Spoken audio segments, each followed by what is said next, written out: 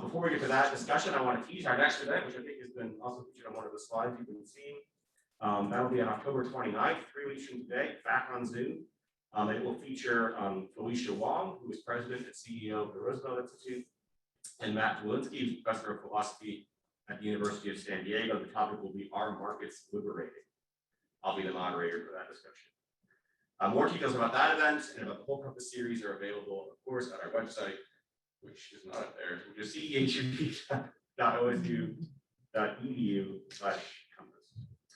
Today's Colloquium on Markets and the Family is moderated by my colleague Lynn Thompson, who is assistant professor of women's gender and sexuality studies here at Ohio State. Lynn's work focuses on the relationship between private law and social injustice at the intersection of gender, race, and markets. She's the author, among other things, of the book Minimum Contract Justice, a capabilities perspective on sweatshops and consumer contracts. And now I'll turn it over to Lynn to introduce our two panelists. Thanks, Lynn. Thanks so much, Eric.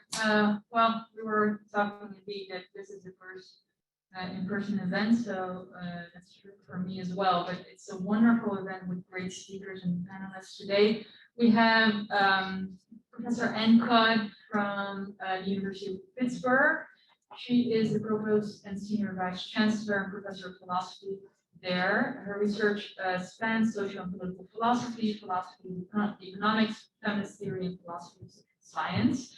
And we have Professor Maxine Eichner, who is a Graham Keenan Distinguished Professor of Law at the University of North Carolina at Chapel Hill, and she writes on issues of the intersection of law and political theory, focusing particularly on families, social welfare, law, policy, gender, and the relationship among the family, workplace, and market forces. So I expect the conversation to be wonderfully rich. Just for housekeeping, we're opening with 15 to 20 minutes speaking time for each of our panelists. Then we'll have roughly 15 to 20 minutes of discussion between them, and I'll have some questions and sort of themes to discuss there. And then we're opening it up to the room and to those folks who are following this event online. So please be prepared to put your questions in on the Q&A. And with no further delay, I then want to give the floor to Max. Great.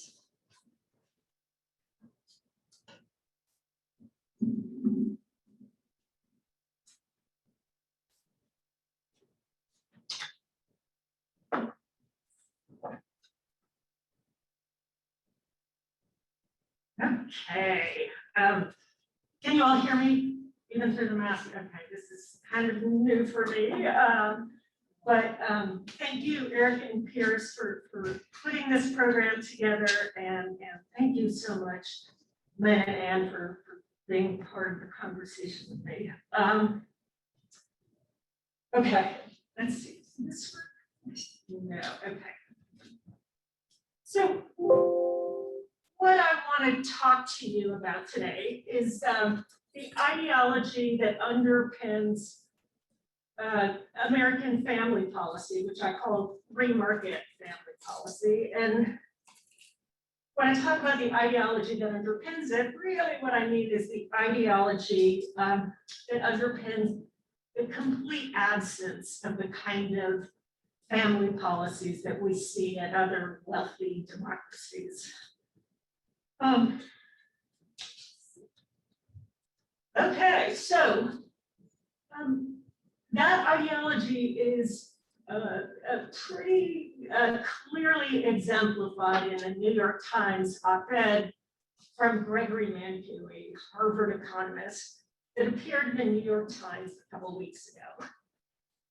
And in that op-ed, Mankiw argues against the kind of policies that are being considered in Biden's Build Back Better legislation that's now being negotiated. It would do things like give paid family leave, subsidized childcare, universal pre-kindergarten, for example.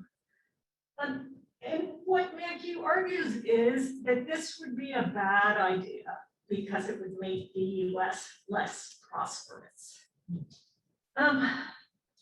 I think that pretty much crystallizes my differences with Mankiw, and that is over what the end of the economy should be. Mankiw, like lots of economists, thinks that the end of the economy should be wealth or rising GDP. I don't. I think it should be good lives. Now, what do I mean by good lives? And obviously that could mean some number of things, but one pretty attractive version of good lives is the story that we have been telling about ourselves in our country for a very long time. The story of the American dream. And here I will give you a minute to read this. This is James Truslow Adams, who coined the term American dream back in the 30s. What Truslow talks about is a social order in which everyone shall be able to attain to the fullest stature of which they are innately capable and be recognized by others for what they are.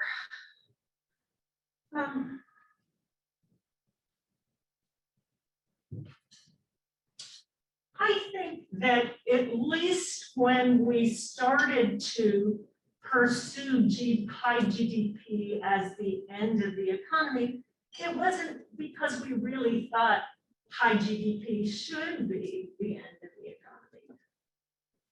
I think we thought increased GDP would get us to good lives in the form of the American dream.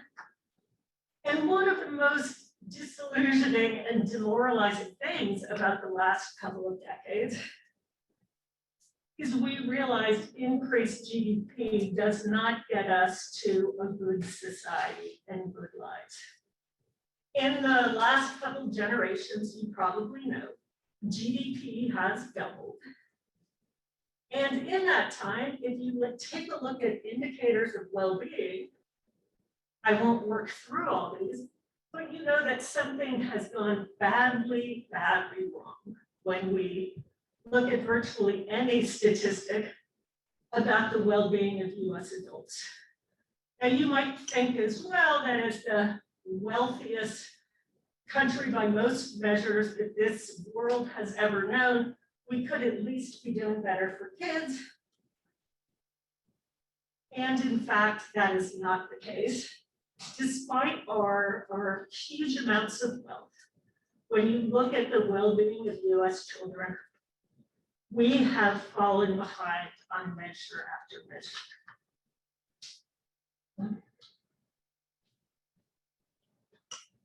So what do people need for good lives and what has gone wrong in the US? My basic argument here is that a thriving society requires a thriving set of institutions that set up a kind of scaffolding in which people live their lives. Humans are not born as little wealth maximizers who are anxious to go to work and then to spend at the mall. They are born into the world as babies. And they need a significant amount of caretaking and human development as they grow up. And adults too need ties of affiliation and caretaking throughout their lives. We have study after study that shows that those kind of family ties are integral to people's happiness, mental health, and well-being.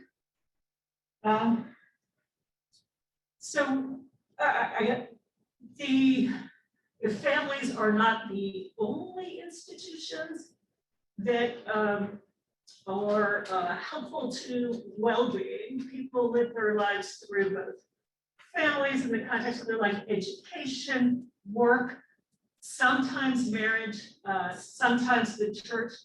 But if that scaffolding of institution fails, the quality of people's lives drop, and particularly if families fail, the well-being of the population drops. And my basic point here is that in pursuing GDP as the goal of the economy, we've set up a set of conditions that have decimated the well-being of families. Apologies for this picture. I was looking for a picture that showed some family diversity, but I recognize that we stop at 2 adults here. I define families in terms of any kind of long-term caretaking relationship. That may include kids, it may not include kids, that may be 2 people, and it may be 4 people, and it may include siblings or people who are not blood relatives. But those kind of long-term caretaking relationship, I make the claim, are necessary for good lives. So let me give you a few, well, let me start first. We can distinguish US family policy, which expects people to get what they need for themselves and their family members through the market, with the kind of family policies that virtually every other wealthy industrialized country has adopted, which treats government as an integral partner in helping get families what they need. I'm not going to work through the slide now, but I'm happy to do that in question and answer. Our policies in the US have wound up having really problematic effects, both in terms of family forms and family functions. Let me give you a few data points. So this slide shows you the growing marriage gap between college graduates and everybody else over time as inequality and insecurity has increased. What sociologists have learned is that the difference between the college educated and everybody else isn't because of a lesser desire to get married. It's because young people today treat marriage as a what Andrew Turlin, the sociologist, calls a capstone rather than a cornerstone. People are waiting until they are economically stable before they marry. And that happens less for folks who are not college educated today. Moving to,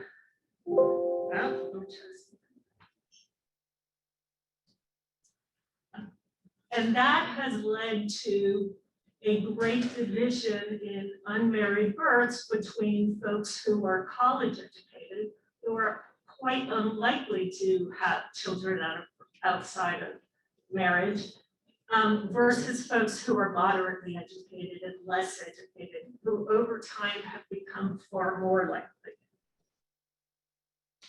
Let me turn to family function for a minute. The differences in family form that I just talked about really vary by economic class. And folks who are working class and poor have been far harder hit in terms of family form. When it comes to the way families function, though, from the bottom almost to the top of the economic spectrum, our free market family policy has produced some really unpleasant effects. 2-earner families in the US today work almost double what families worked a generation ago when men tended to be in the workplace, at least in white families. And we work far more than couples do in the Netherlands or in Finland. And on this issue, the issue of time spent in the workplace, as inequality has increased, it's actually folks at the top of the economic spectrum who are in the greatest time bind today. Those folks, and probably all of us in the room, we make a lot more than we used to. Our families have a lot more wealth. We have great countertops. But we are working a lot harder than we used to do. And when we come home, we are spending more time with our kids doing the kind of resume burnishing activities that we think they need to do to succeed in this in an economic market marked by inequality and insecurity. And the upshot is everybody, women and men today, are working really hard. If you look at the hours they're spending between paid work and unpaid work with childcare and household activities, each of them is spending almost 10 hours a day, 7 days a week working. I think there's some tendency to say boo-hoo, okay, they're a little rushed, but they're doing great. In fact, not so. When sociologists look at the happiness gap between parents and non-parents across a range of countries, recognize that happiness gap is the difference between how happy non-parents are versus parents.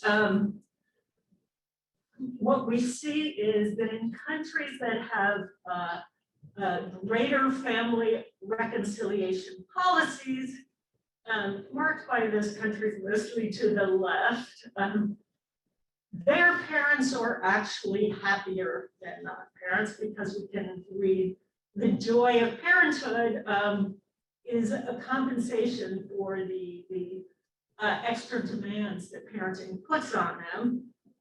We are way far on the other side. United States parents exhibit by far the largest gap in happiness, and recognize in the course of their lives, roughly 80% of Americans, or at least by today's statistics, will become parents. I expect that to drop over time, but we are producing a society in which lots of people are less happy as a result. Let me, how am I doing with time? You have 5 more minutes? So let's talk about the kids. You would think at least we could use our wealth and put it toward children. That is in fact not the way it works most of the time. Everything we've learned about the well-being of kids in the last 30 years and the science on this issue has exploded. It shows us at the crucial time to be sure that kids get a sound foundation is in their first 5 years. We also know from this burgeoning science really in what circumstances kids do best. I won't work you through each of these, but I'm happy to talk about that in Q&A. Here's the problem.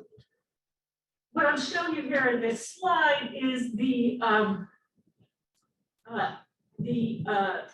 income that people bring in over the course of their lives. This is actually across Western countries. That's the solid line. The dotted line is how much people consume over the course of their lives. And if you take a look at this, kids need a fair amount of resources. The problem is when people enter their prime childbearing ages, they tend to have not been in the workforce long and will be earning much less than they will earn in future years. In the US, this is heightened by the fact that we have taken the next generation and stripped a heck of a lot of wealth from them by not subsidizing mortgages the way we used to and by upping the price of education. So folks who are entering their childbearing age are coming in with less wealth and greater loans. So it's much more difficult for them to pay for the many things we know kids need to do well. In pro-family policy countries and European countries, they deal with this problem by providing subsidies and sometimes providing the service in circumstances that kids need themselves. What that does is it takes money off the, within that hump, above that line, and it moves it forward to those families. It pays it forward to the next generation of kids. And that puts a floor underneath what every child gets, even if their parents can't pay. And it ups the ceiling of support that children get in those countries.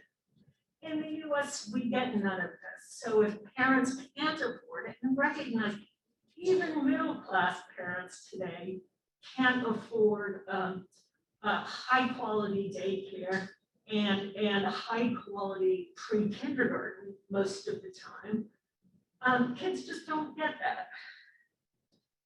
You know, the upshot in terms of how well kids are doing is, despite our huge amounts of wealth, we come in 26th on the UNICEF Index of Child Wellbeing. When it comes to academic achievement, we spend more than almost any country on K-12 education, and on math, on a study, on a test that 15-year-olds are given, the PISA test across countries, we came in 40th for mathematics, well below the average of industrialized countries. Just give you a couple of slides to finish up here. What would we do different if we decide to change the system? We would stop asking the question of how do we increase GDP? And we would start asking, how do we get people the resources they need to thrive? Once we do that, we would stop treating the market as if it is the economy, as so many economists treat it. And we would recognize, to get people what they need to thrive, we need a healthy set of societal institutions, including and perhaps particularly the family, because the family provides some resources people just can't get through the market. And once we focus on getting families what they need to thrive, that brings into the picture another institution, government.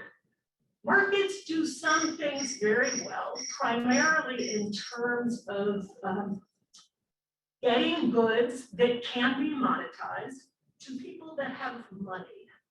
But there are lots of things that families need that markets can't provide, or people simply don't have the money for that. And the way to deal with ensuring that everybody gets the resources they need is the role of government. Last slide. The role of government changes in this picture of what the economy should be doing, from simply promoting markets to a more targeted range of policies. I've set out 5 here. This is basically what every other wealthy industrialized country does.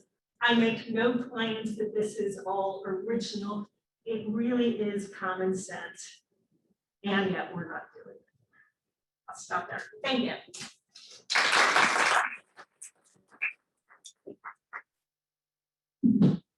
Fantastic. Thank you so much, Max.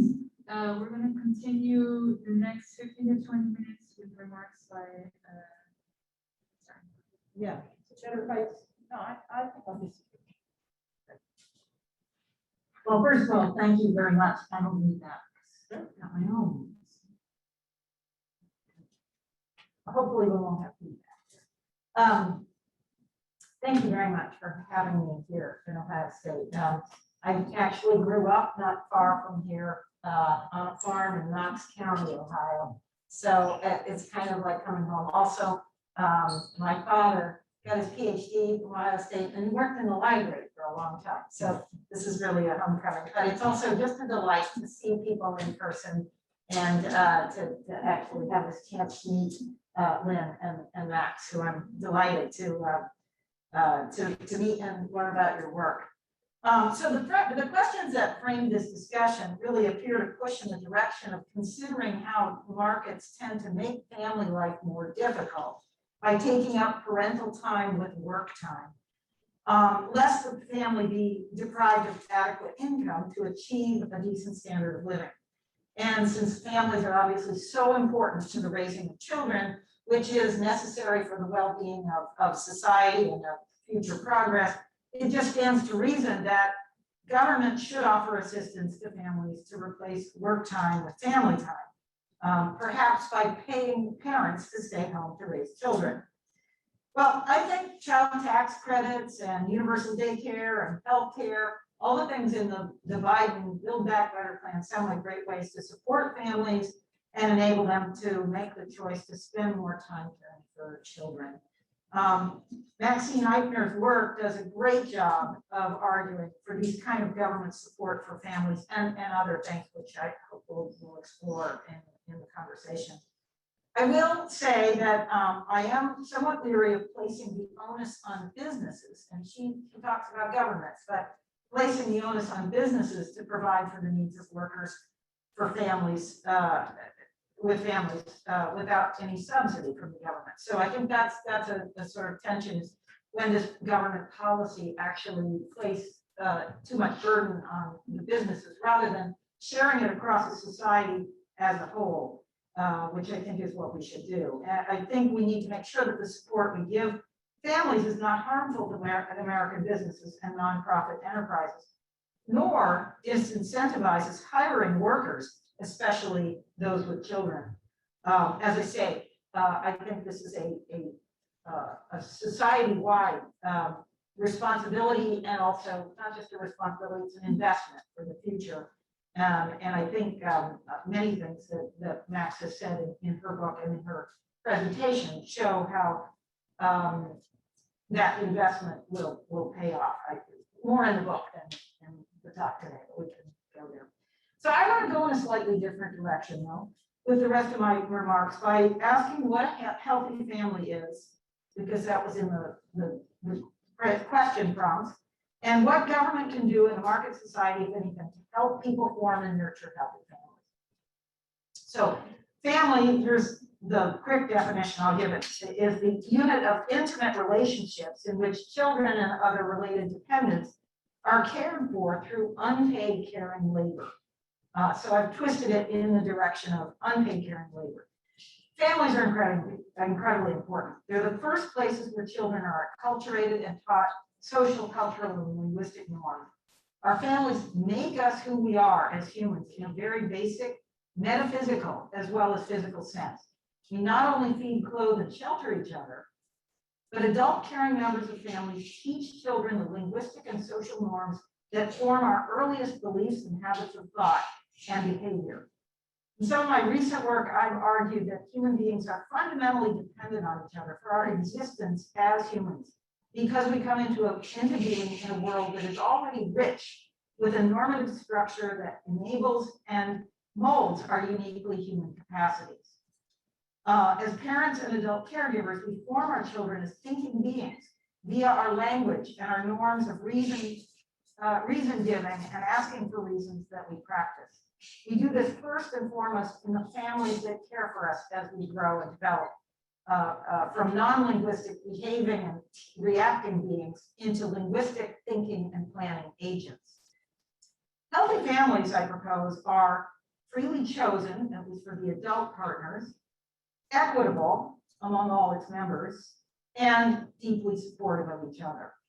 They empower us to do our best work and allow us to relax and play and go confidently into the world beyond our homes.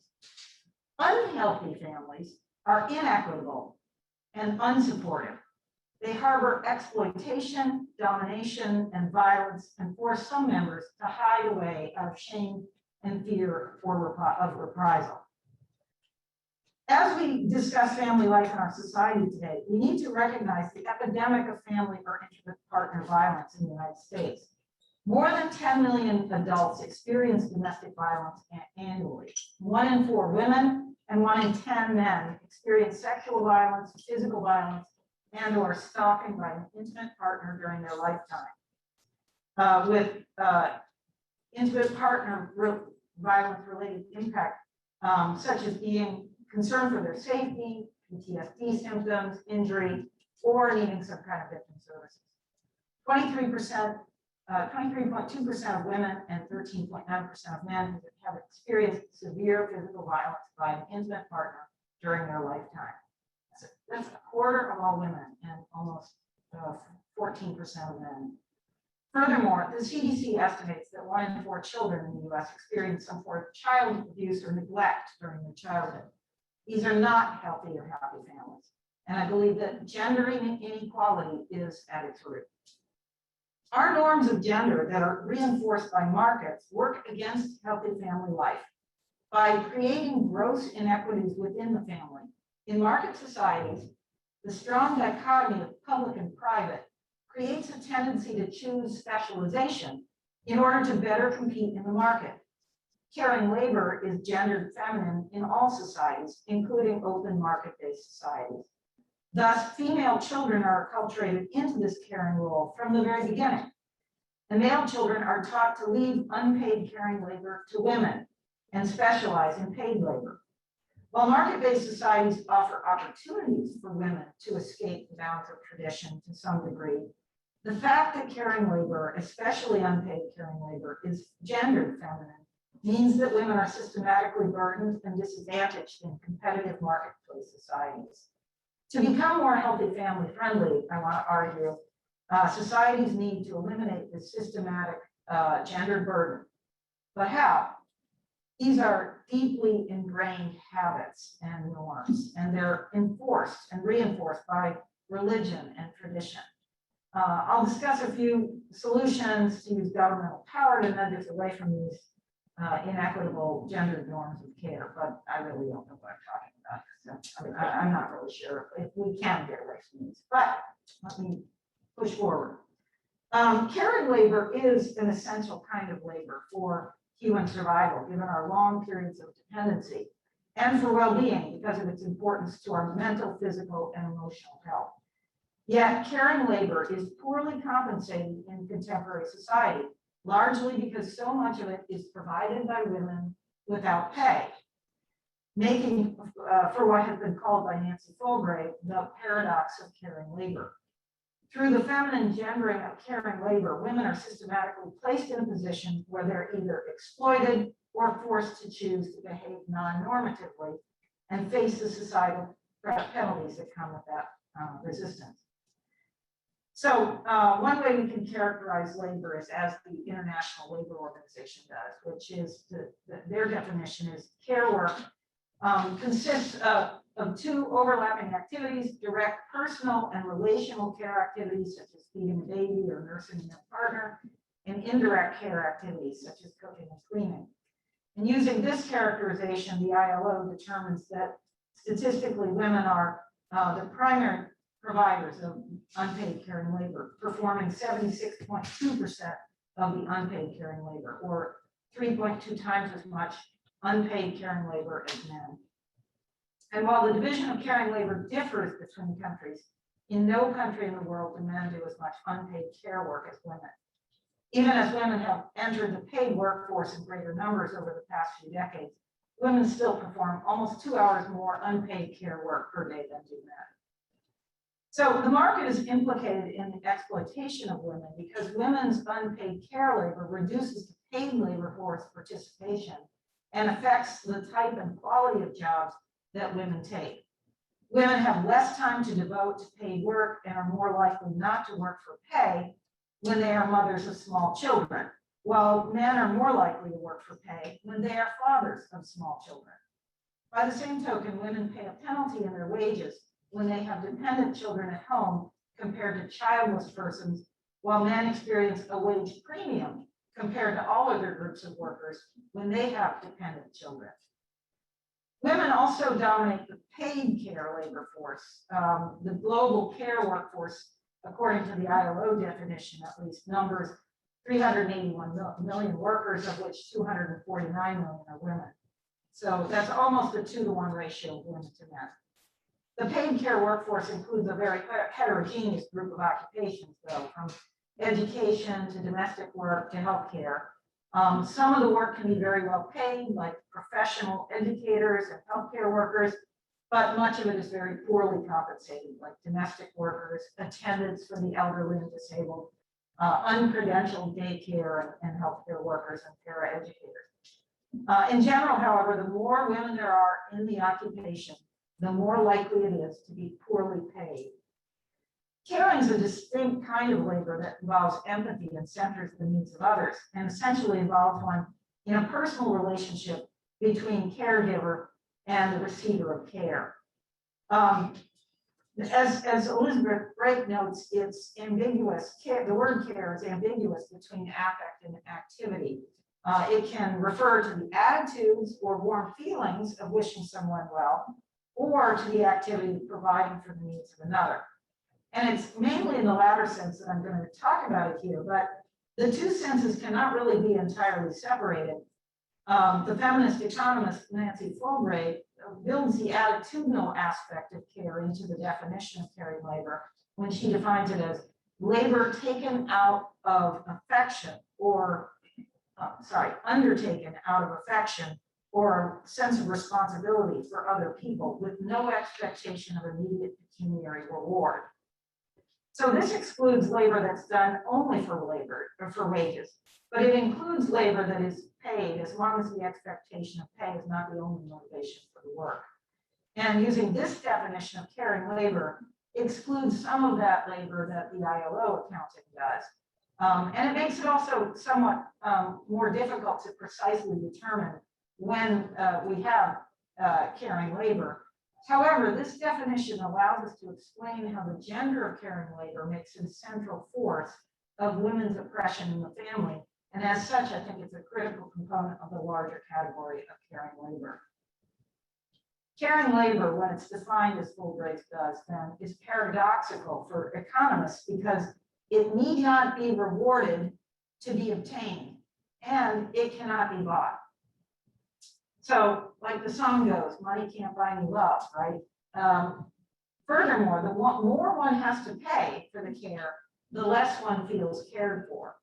Those who need care to thrive or even to survive often could not afford the care that they need if they or their loved ones had to pay for it at a competitive wage rate. Caring labor is essential for sustaining human life when persons are dependent due to age or disability or physical health and cannot obtain food and drink or tend to their needs for shelter and medical care. The feeling of being cared for, which comes from caring labor, also plays an essential role in healthy neurophysiological and emotional development of children, as Max noted in her remarks.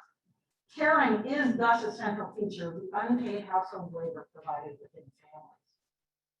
The market cannot supply enough or good enough care to adequately meet our human needs or nurture healthy children.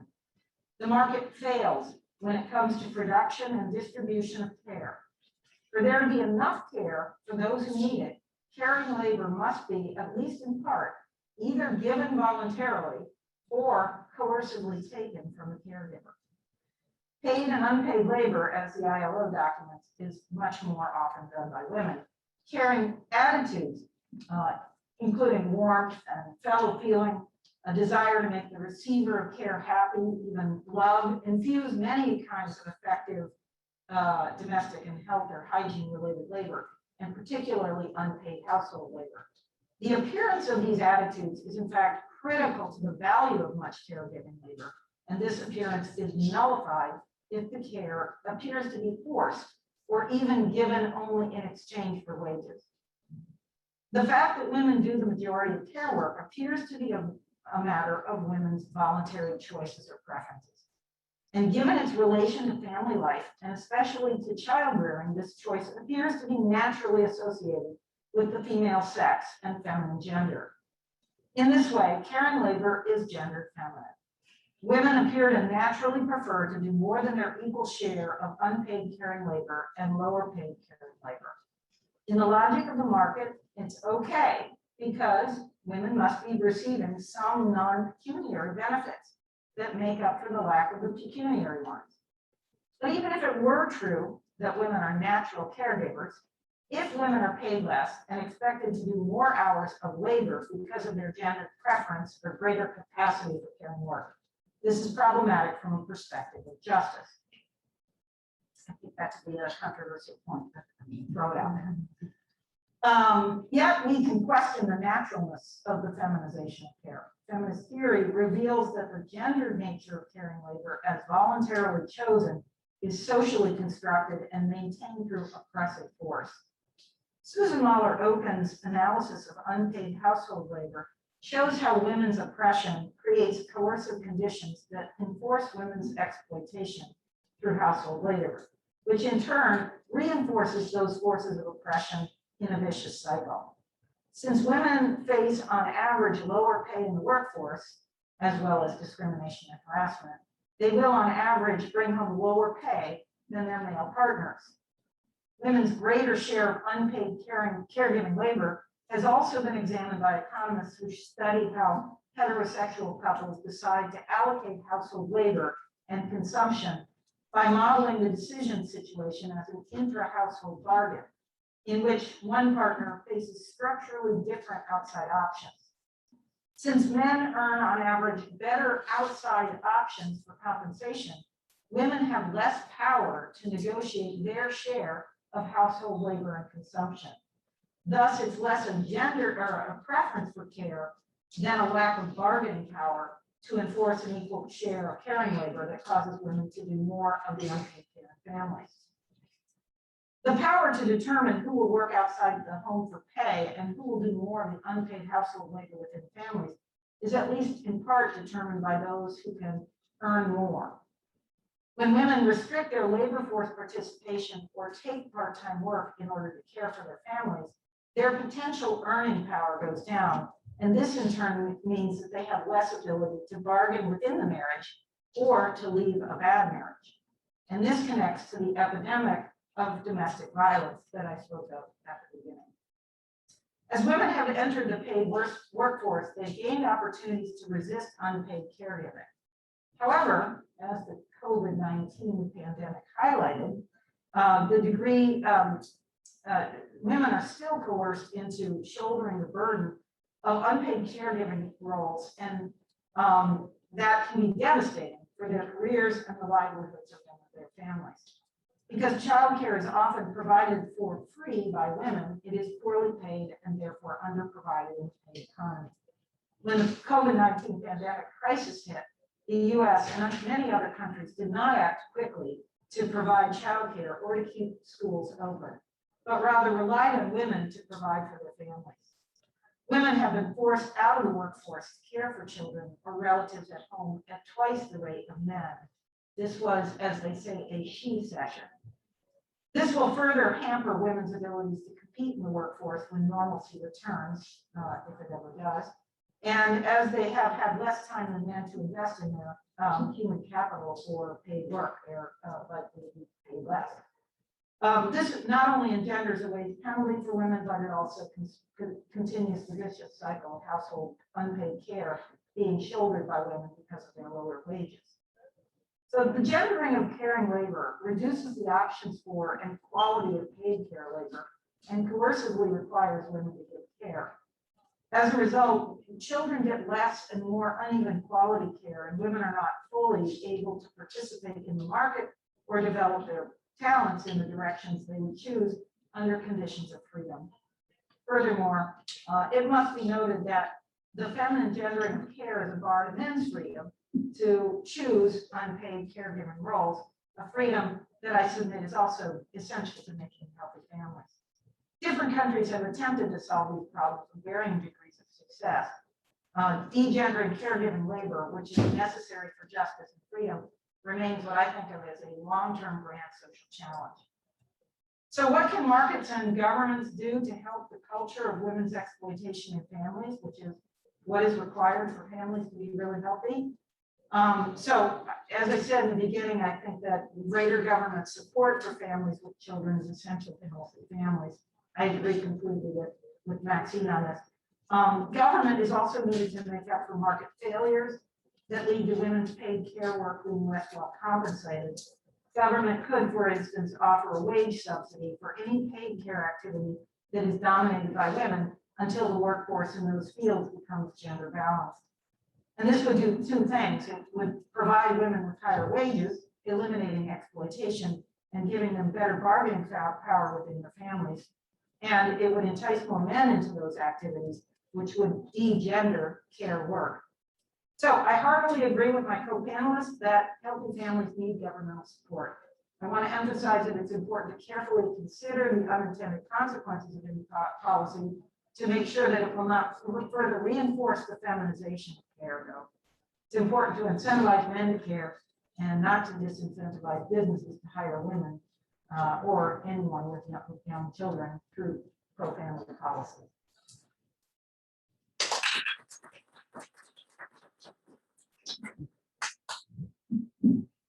Well, thank you so much.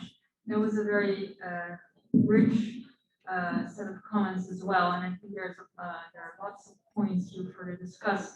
In sort of opening the conversation between you two, I wanted to point or suggest some common ground and see how you interpret that common ground, and also suggest some differences and its implications between the two views that you just laid out so well for us. So one interesting common ground is that there seems to be immediate agreement about the role of government in stepping in sort of scaffolding or supplementing what the market is able to provide for families. So the role of government as a pathway towards progress and improvement is sort of common ground between both of you in terms of the need for governmental power and a need for change of policy suggested there. I also, and this is just a general, more broader sense of common ground, is the sense of worry about the state of affairs, concerns about the relationship between the market and family, which is, of course, today's theme. And you tap into a growing sense outside of this room and outside of this country as well, that social development has veered off course, right? So not just for American society, but broader as well. And most commonly, I think, this concern is often captured as a worry about increasing inequalities, namely economic inequalities. I read as sort of common ground that both of you are not honing in on economic inequality itself as the main problem, but at least not seeing that as a complete story or even sort of the main story that we should be focusing on. So that in a broader sense of sort of questions about what has gone wrong, I see you both having a similar viewpoint on that.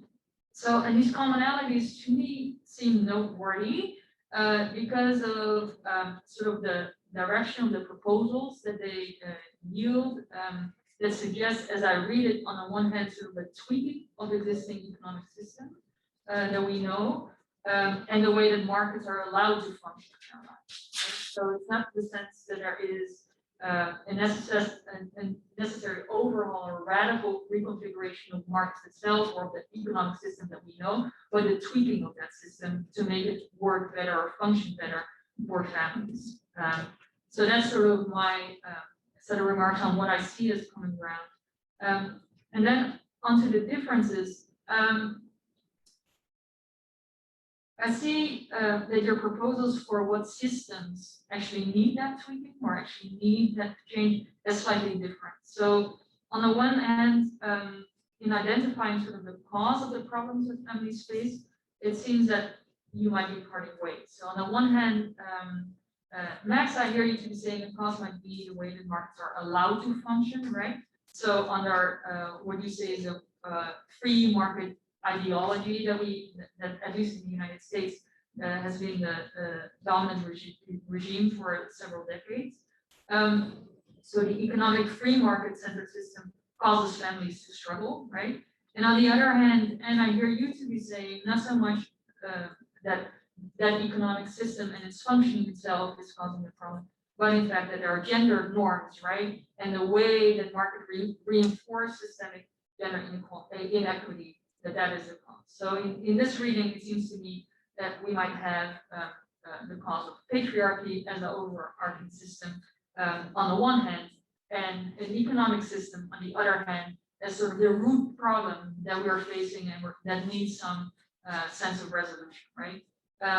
But these analyses to my mind lead us in quite different directions, even though there might be some agreement about the types of policies that might be desirable to support families. They seem to be addressing a different type of root cause.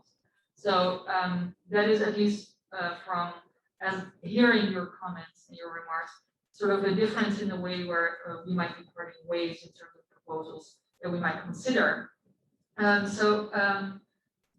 I'll pause there and give you maybe a chance to respond to this sort of interpretation of what is common and different, and then I have very many other comments that are specifically on the remarks you've given, but I'll give you both the chance to respond before I do so. So whoever would like to go first as well. Sure. I have to say that there was nothing you said that I disagree with. Although we can talk later about it, but this is a minor point. I think that the statistics about children who are harmed by abuse and neglect are problematic. Most of that is neglect and most of that is poverty. But I consider that a friendly amendment if it is that. Wow, listening to this and I kind of was brought back to early second wave feminism, where there was this debate between feminists of the Marxist feminists versus radical feminists versus socialist feminists about how do we think about women's oppression and inequality, and is it one system or two systems? Is it capitalism? Is that the cause, or is it patriarchy that's the cause, or is it some combination, which is the view that eventually socialist feminists took, and thinking about how those systems interact then became the big problem for socialist feminists. I think that we have two axes of power here, and they interact in complicated ways. And one of those axes of power has to do with market forces, and another has to do with, call it what you will, gender norms or patriarchy. And those systems interact in complicated ways. I focused in my book on the capitalist forces and the market forces, and paid, I think, in my own view after the fact, is perhaps too little attention to gender inequality and the way that intersects. But I think it is a serious problem, and I think that governments should be supporting families, but they should also be worried about the issue of family inequality. As Isaiah Berlin said, in any good liberal theory, there are going to be tension between a number of goods that we value.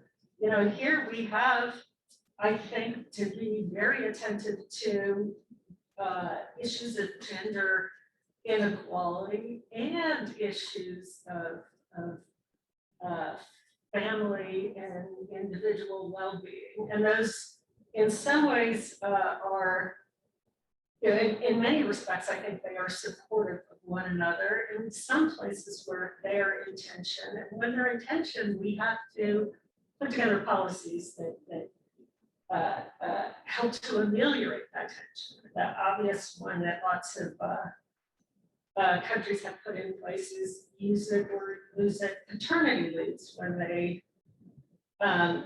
issue family leaves, which help sway men to take more paternity leave. And we know that when men do that care work earlier, they tend to do it more later as well.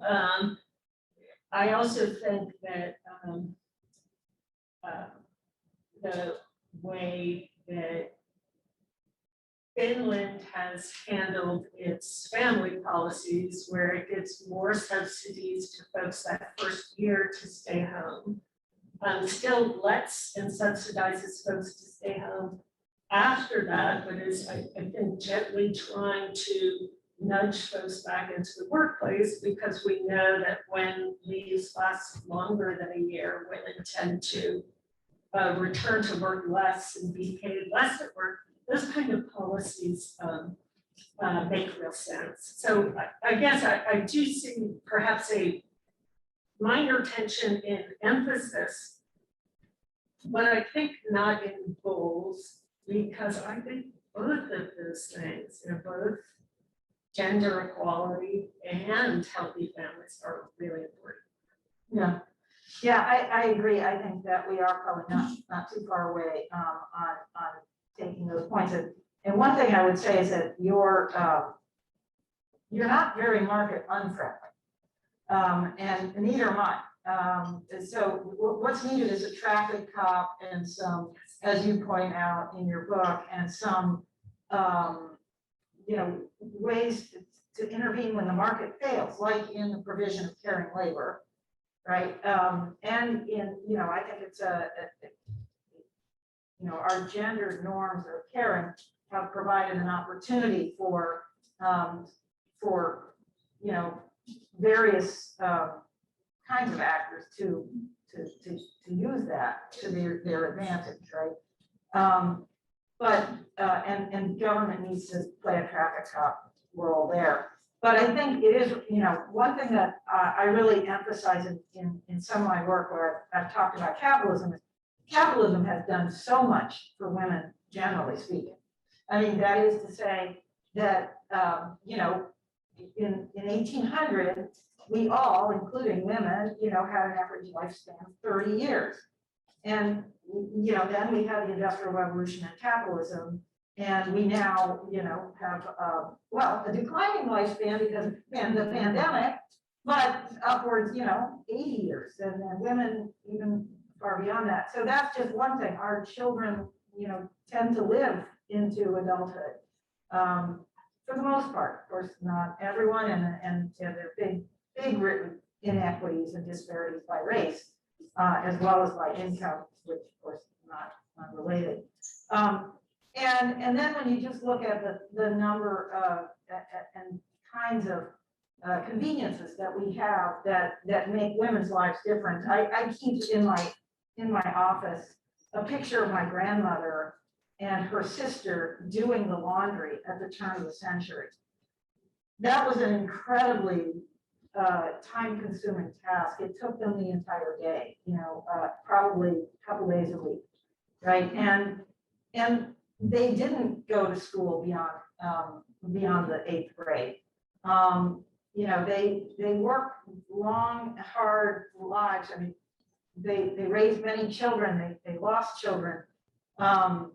It was hard, and they didn't get the right to vote until they were in their midlife. But capitalism didn't make all of the difference there, but it made a lot of the difference there, and it's made possible so many innovations that have made our lives in so many ways better. That we're having this live stream is one incredible aspect of that. So I think that's why I continue to say unintended consequences of any of these policies could, harm the good part of the system that we have. And that goes back to Lynn's point about both of us being gradualists or being tweaking the system rather than completely undermining it or changing it. Whereas I think with the gender system, I actually probably would rather just explode it and just completely do away with the gender system. But on that, whereas with not the market-based system.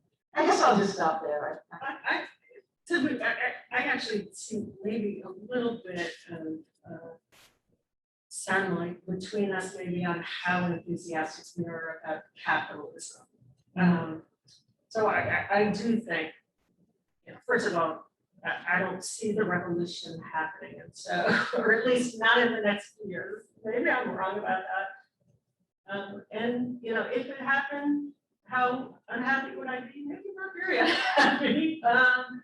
I think markets are a great system for signaling what people want and getting these things produced and distributing these things once again to people who have money and, you know, only the things that are put on the market, not all important things can be.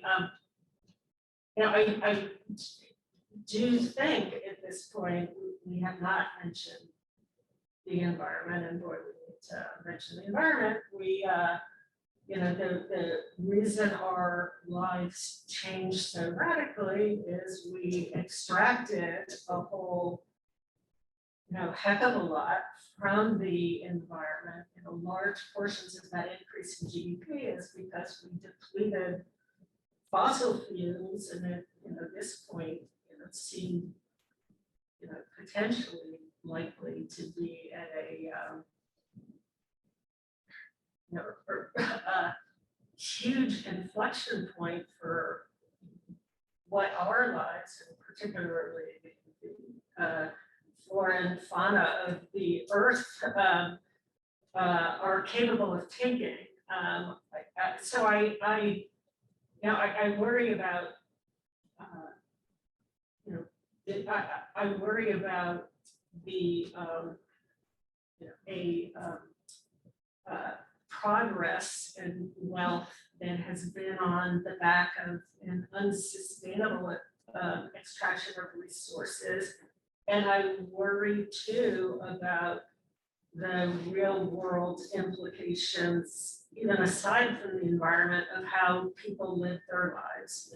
You know, many Americans are working day in and day out. Actually, the majority of Americans, you know, for long hours in jobs that they answer to somebody else sets the rules, and they are not particularly engaged.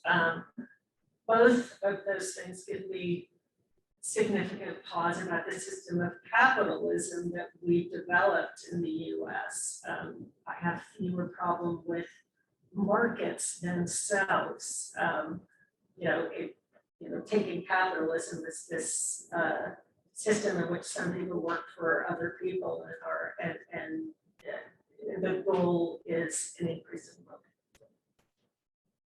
Thank you so much. I want to remind those who are following us on the live stream to please submit your questions in the Q&A, and I'll open the room up for questions. But before I do, I just wanted to, I feel like my role is to tease out some of the differences that are there, and I realize that we are maybe, as we should, also trying to veer closer to common ground and some form of consensus. But I wanted to also point out the question of both of your remarks on a vision of what a healthy family looks like, or good, what and you described it as good lives, so sort of attached to what a vision of what the American dream is. And you gave a couple of remarks on the fact that healthy families are freely chosen, equitable among its members, and deeply supported. And I wanted to raise one question, and it came up as well as you were discussing the environmental, the question of environmental devastation, right? And both your remarks on healthy families sort of brought up the question for me about comparisons between different families, both as we know them now and as they might be able to be healthy in the future, right? So the question of what the root problem is and what the solution might include, not only the sort of the entity of the family as we look at it and have them before us now, but also extend into what future families are able to do for their members. The other question, and maybe this is particular to your remarks, Maxine, as you were describing sort of good lives and the American dream, the question raised for me whether your vision also has implications for instance, immigration policy, and not only for the family-friendly policies that you described in terms of childcare and caring policies, but also for the question of migrating families, right? When they come to the United States, to what I would presume it would be your view that they would also have access to this American dream and the idea of living a good life here. So the question raised from what the implications might look like for immigration policy if we think about good lives for families and healthy families as well. So you may respond, of course, to that, but I also want to take a look at Eric to see if there are questions. And for folks in the room, if you have questions, please raise your hand so I can keep a queue. But I want to give you the opportunity to respond to what I've said. Well, if I did want to take up the idea of the American dream a little bit, because I found that a little jarring when I got to it in your book, and it stuck with me throughout reading it, because I think of the American dream, and maybe this is unfair, but as being a very culturally specific kind of thing. And if you look at the quote, it conjures up the notion of meritocracy. It's very much founded on meritocracy. Something I'm thinking about a lot right now as I'm writing a book on that. And what I find troubling about the idea of meritocracy, and this is not the idea in and of itself, but rather the way we always tend, or the way each of us probably tends to, fill it out in our minds, is we have a very culturally specific notion of what constitutes talent and what constitutes the things that, give rise to recognition, like is what's there. And that's, that's not necessary. I wanted to say that because I think that could play a role in the way that we think about, what a family should be doing. Should they be like elevating Johnny for his great ability to, score high on the SAT? I mean, and you even talk about the way that we've made our children, we're polishing our children in particular ways, right, to look good so that they can compete in the society. And if truly, I think it's inevitable as we create and mold each other through families, but also through the larger society, that we do instill certain kinds of norms that then close off other doors and other possibilities for creativity and so forth. But the American dream is just, a phrase that even to me points in the wrong direction. And your point about immigrants and how they might be, and how they might feel about that, good and bad, is a good point. I don't think I really necessarily said anything very profound, but that was something that I thought about. I think you said something profound. No, I pulled out my copy of the American Dream here. I do think it, particularly as that dream has gotten stated and restated over time, we have connected that with the right to gain wealth, not, and a system in which it's just fine if 10 people, 99 people are in are lead unfulfilling, insecure lives in poverty, as long as that 100 person has at least a chance of making it to riches.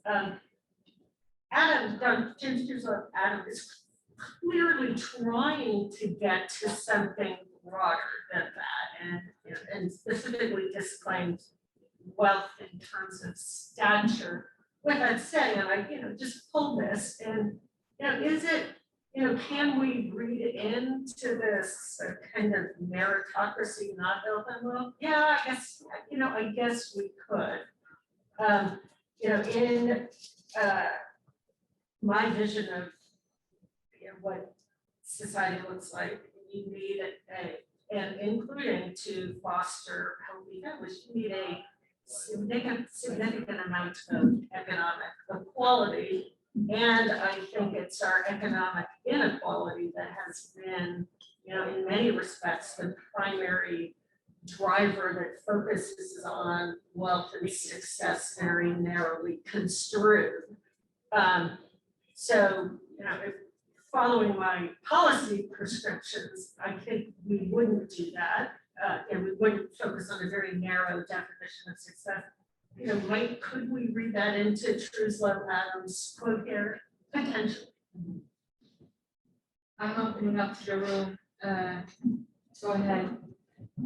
So thanks so much for this conversation. I'm going to piggyback on Lynn's question about immigration. So, I mean, a lot of the conversation has been about domestic, like markets in the family. So I'm just opening up the conversation about what about transnational markets and the role of care work and how to think about like responsibility to healthy families worldwide. Especially, I mean, it's interesting to think about like elder care in that like space. In the United States, like so much of that is happening with care workers that are not from the United States and they have to leave their families elsewhere, right? To bring back funds. So, I mean, I'm just interested to how should we think about the sort of industrial countries' responsibilities to the family in the way in which they shape market policies related to their domestic family policies, how they should think about family relationships globally. That's a great point. And of course it's it's very much true that a lot of care work is being done by I wouldn't even say immigrants, but migrant workers basically who come here for years, right, and leave their families, probably to be tended by other relatives, right, their children by other relatives, and then eventually, intend to go back. And then of course is, there's a great traffic in people for that purpose. So a lot of times they are, denied the ability to travel around and denied their passports and so forth, and really treated very, very badly. And again, this is gendered female, right? These are typically women who are doing this kind of migrant work. There's, men do other kinds of migrant work and are trafficked in other kinds of ways. And it is, I think the illegal slavery worldwide is a tremendous problem. What is the responsibility of industrialized countries to do that? I mean, that's a huge problem. How do we, what I guess I would say is that how do we help to stimulate an economy there so that there is less migration, right? So that people can stay home because they probably want to, One startling thing I, learned in the last, during the pandemic, listening to 2 Minute Podcast was that, internally, people in the US are far less mobile than they used to be, right? People move around a lot less, which is startling to me because my family doesn't match that picture, right? When we have a family Zoom, it's 4 time zones. So, so it doesn't match that picture, but it is, I think it reflects what people would like to do. They would like to stay in communities and take care of their families, build a community, build a network of friends, neighbors, and so forth. And the degree to which our, global capitalist system gives incentives to people to leave is very sad. And so how can we help to improve the economies everywhere? And I think, there are, global trade policies that are better and worse, and better ones, would help to grow industries in other countries. That's my prejudice anyway. So I am in favor of more global capitalism rather than restricted global capitalism in order to do that. I have yeah, sorry, go ahead. Yeah. Yes, I know. Yes, I do. And thanks for the question. One thing I do think the kind of shifts I think we are both calling for, which is let's stop thinking about GDP as the bottom line and think about people's lives, the government's role in fostering good lives, which I think includes meaningful but also decently paid work, is important here. I actually think Biden's talking about care work and compensating that paid care work and making sure there are job ladders or job advancement. I think is a significant advance here. And of course, they should have meaningful family life, which is not allowed by the transnational families when people have very little contact with their kids. And I would add that what's happening is with these transnational families, it is not largely the men who are taking care of the kids at home. It's largely the grandparents and the grandmothers. We need to think of that as not a reasonable and natural byproduct of capitalism, but as a disgrace that government should be actively working against. The problem of what we do between countries, I think there is a problem that is difficult to address without more international governmental standards. We, in so many areas, we need supranational standards on these kinds of issues, and until we have them, it's going to be difficult to combat the forces of capitalism and inequality, which means labor will move to places like the United States, but these people will not be leading decent lives in either work or family. I'm going to jump to the question 7. So my first comes back to discussion the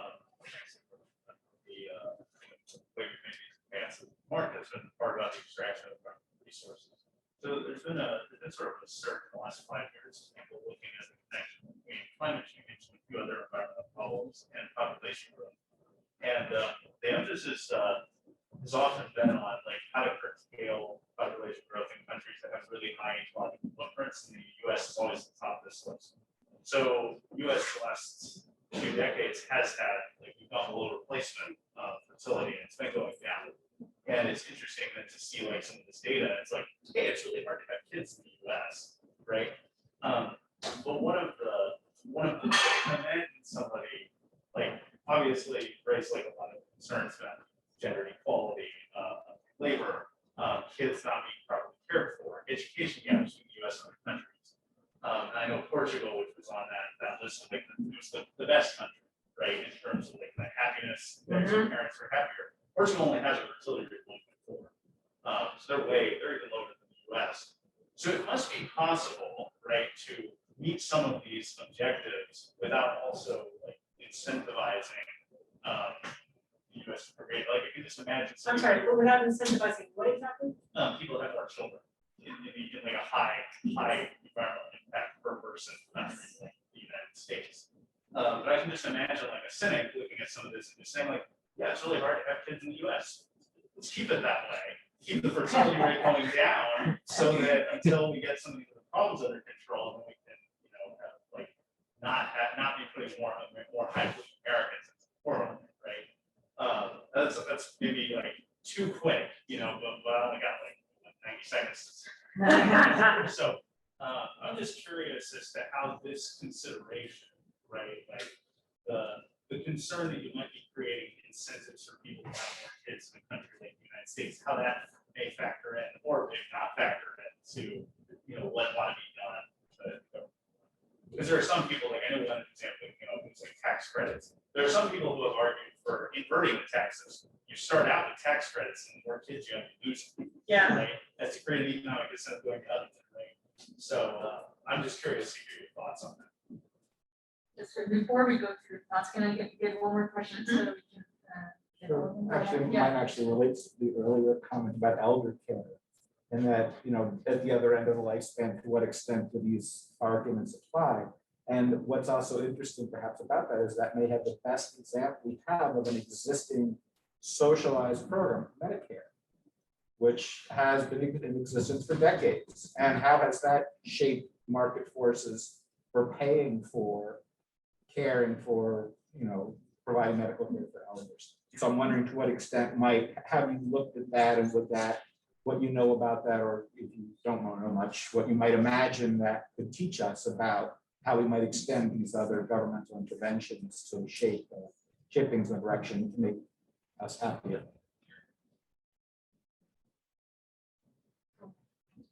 You go ahead.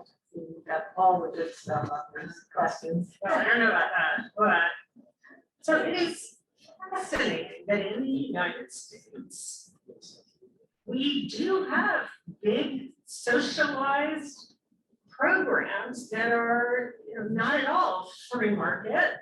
We act like Social Security is, but it is not a pay-in, take-out individual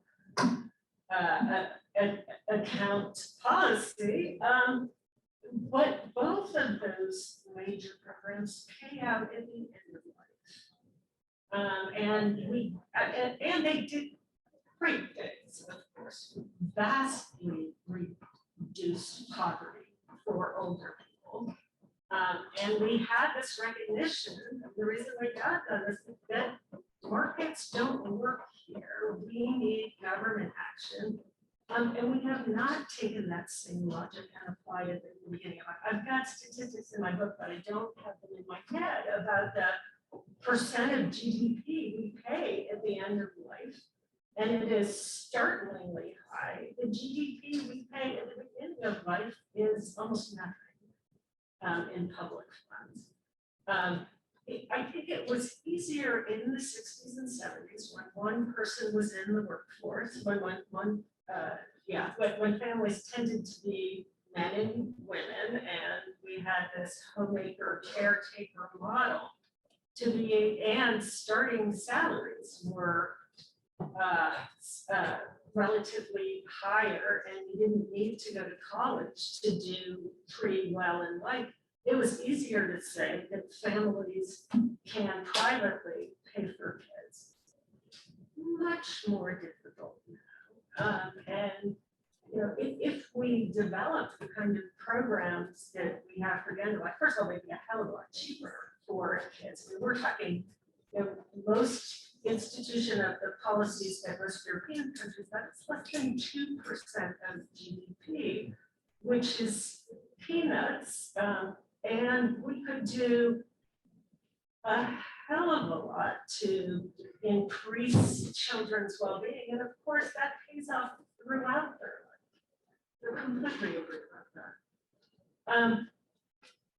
With your question about population growth is such an interesting question. What countries are finding, and as you say about Portugal, the same thing is true across the continental European countries too, is that they are below replacement rate. And the Nordic countries are a little better, but I don't think they're above replacement rate either. And what countries are finding is in these kind of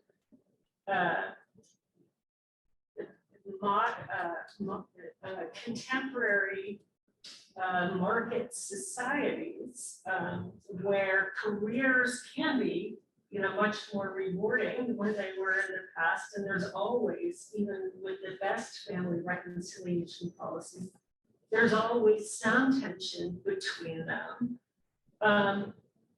We may not be in a society where we get a replacement rate, birth rate. And frankly, I don't know how problematic that is. And I know lots of economists are saying, well, if we don't have that, we'll never be able to pay for our increasingly aging population.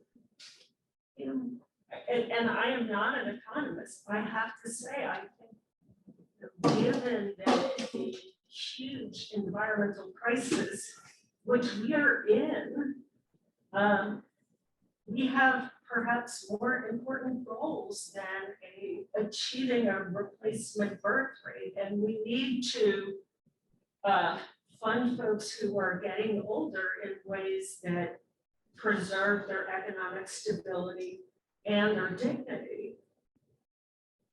I personally think in a society as wealthy as ours, if we use our money right, that shouldn't be a problem, even reducing our birth rate well below a replacement rate.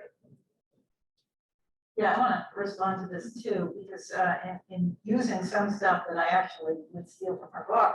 One is there's an important distinction to draw between pro-natal and pro-family. And so we can have a pro-family policy without having a pro-natalist policy. That is encouraging more births. We want to have families be happy, but not necessarily large, right? But the other point I want to make is that, we have 45% of births in this country are unintended. Right? We need better contraceptive care. We need better, reproductive rights protection. And again, this goes back, the fundamental problems of gender inequality. I think, and that that would be given. I think actually solving that problem would help us solve climate change, because we would have smaller families, but more cared for families. People would be choosing the families that they have, and it's anyway. I think those are important things to remember, is that it's the quality of the family life and the quality of the well-being of the children, and not the quantity of children that we want. However, once there are children in the world, we got to take care of them. So, Absolutely right. The one thing I would add is the way we achieved our higher birth rate was through, in some significant part, adolescents having children because they didn't have great access to birth control, and also because some of that birth rate came from poor folks having children because they were denied success in other areas. And when all other areas of success in life are cut off into meaningful school, meaningful careers, humans are a meaning-seeking animal, and they will seek meanings and seek a success in life in some way or another. And part of what we need to do is make make a number of different life course and areas in life available for people to do well